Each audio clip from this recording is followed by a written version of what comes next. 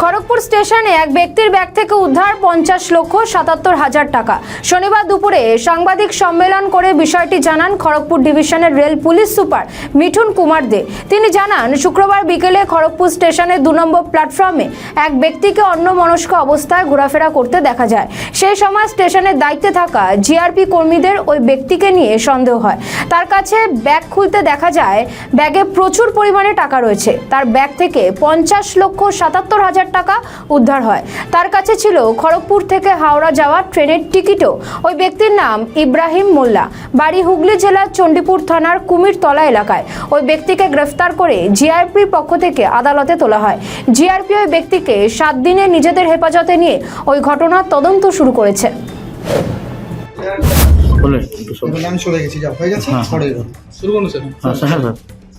আচ্ছা, গতকাল আমাদের যেটা খড়গপুর জিআরপিএস তাদের যেটা প্লেন ক্লথ পুলিশ পার্টির টিম, তারা তাদের রুটিন যে চেক আপ সার্ভেলেন্স সেটা চালাচ্ছিল। সেই সময় 2 নম্বর প্ল্যাটফর্মে এটা বিকেলের দিকেই আমাদের একজনের মুভমেন্ট ফিসি লাগে। তখন তারা তাকে জিজ্ঞাসাবাদ করে, তাহলে সেটা কালো ব্যাগ ছিল এবং সেটা পরে যখন তার প্রশ্ন যেগুলো যে উত্তর যেগুলো সে দেয় সেগুলো পরস্পর বিরোধী এবং অনেকটাই অসংলগ্ন ছিল। তখন সন্দেহটা আমাদের বাড়ে এবং তারপরে আরও ফার্দার যখন তাকে গ্রিল করা হয় সেখানে দেখা যায় যে তার ব্যাগের মধ্যে থেকে প্রায় 50 লক্ষ টাকার মতো নগদ উদ্ধার হয়েছে, যেটার সম্বন্ধে